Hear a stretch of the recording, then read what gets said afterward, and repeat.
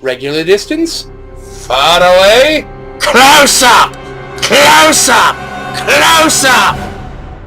This moment in cinematography brought to you by Ask CreepKnight a Fucking Question, which begins now.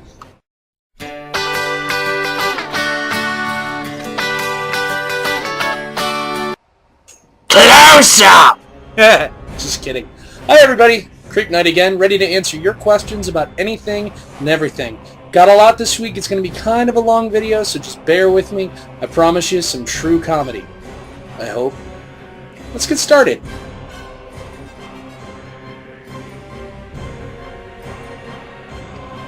I'm told if you take the Strawbridge Road down past the old apothecary shop, you'll find yourself at a fork in the road, leading through a windy wood made up solely of willow trees. Take the left fork until you find yourself at the bubbling brook composed of red water.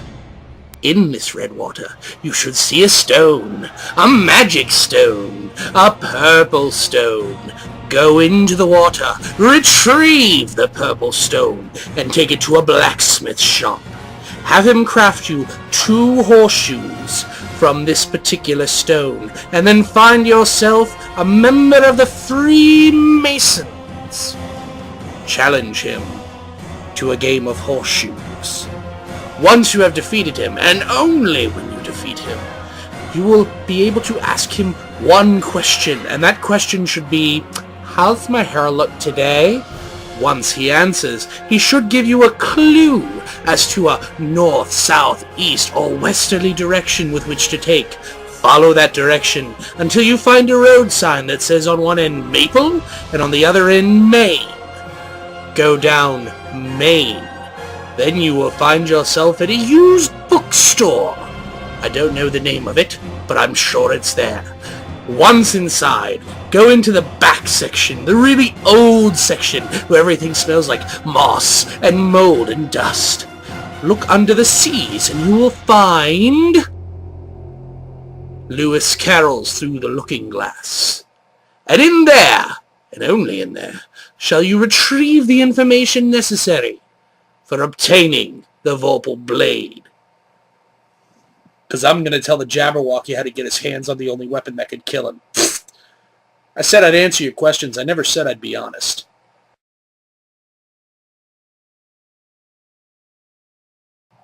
Death metal!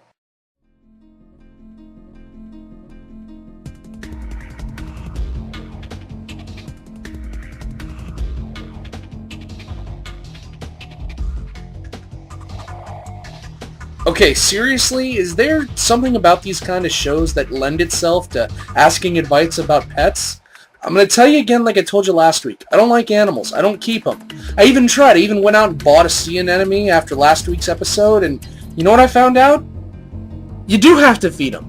They'll die after like 2 days if you don't. So, aside from some very tasty sushi, I don't really have any practical advice except, I don't know, duct tape or butt.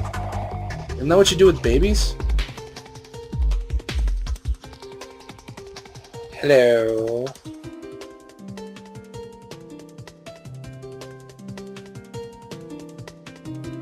Okay, I have 3.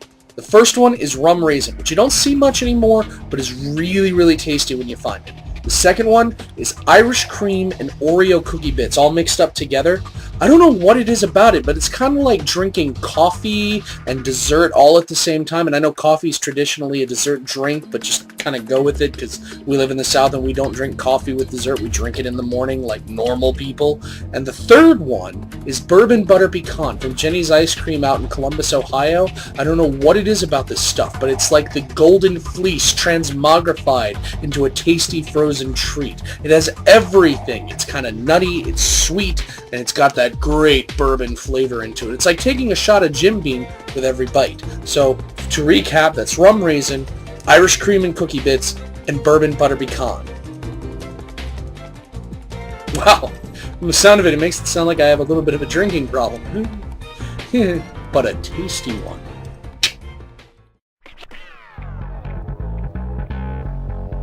Go on. Make him look mad. No problem. I specialize in delicate situations.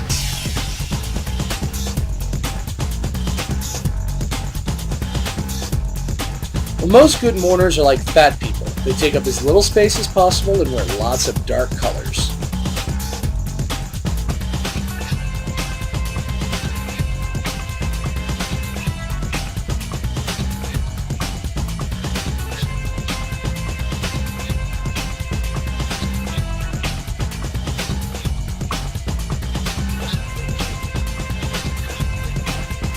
Well, it really depends on what message you're trying to send. Right now, it sounds like I'm quite glad this person choked on a peanut and I hate you all.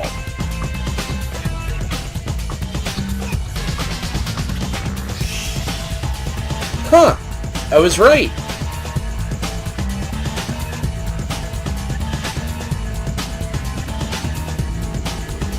Damn fine choices to both of them. Both of them send out an equally offensive, but at the same time, very distinct message. The first one, the red leather, the stilettos, the fishnets, that's a definitive fuck you to everybody there. And it concentrates more on them as opposed to the dead person. The sundress, the tights, and the pumps, however, are going to pretty much say, I'm really happy this person is dead.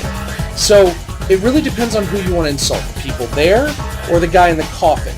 But if you really want to go for the ultimate coup de grace, this is what I suggest. Find a local costume shop and rent the most fantastic Cookie Monster costume you can find. Once you get to the funeral, hopefully it's an open casket, start digging around inside the casket looking for cookies. If it's a closed casket, start screaming at the top of your lungs, "Why someone close cookie jar?" This is not only going to offend everybody in the room, but it's probably going to make the other guy look up from hell and go, "What the fuck?" So, that's my suggestion, but take it as you will. Either way, no matter what you wear, send pictures. You're welcome.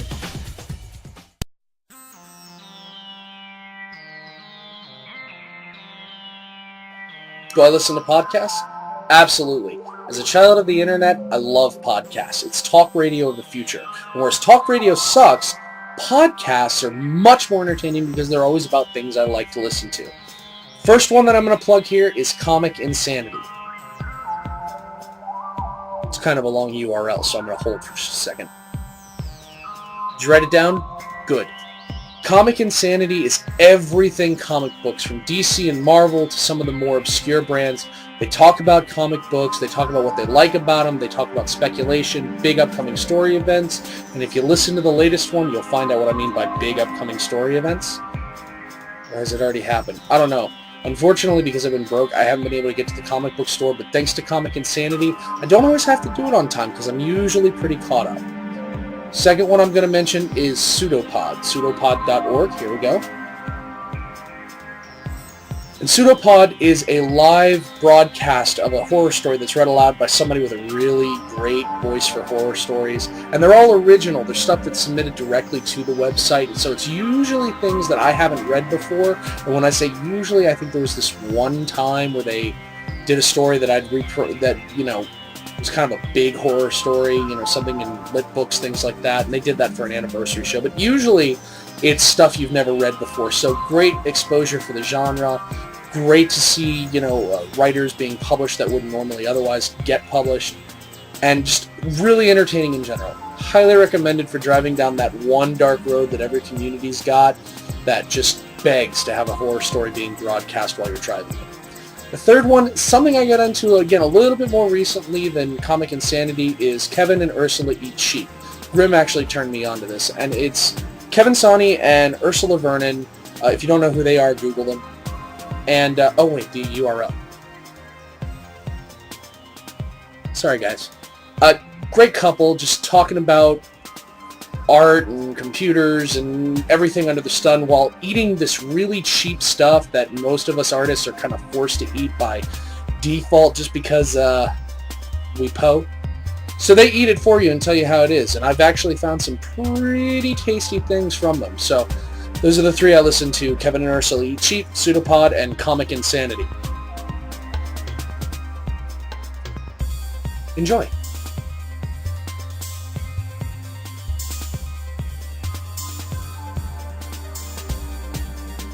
No!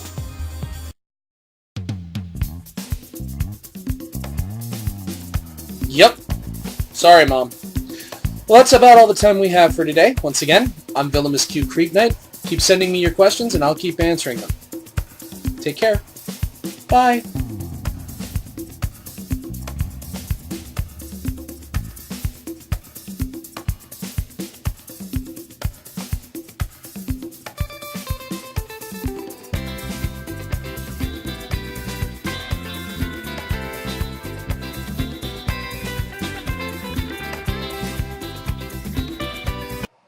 By the way, close up!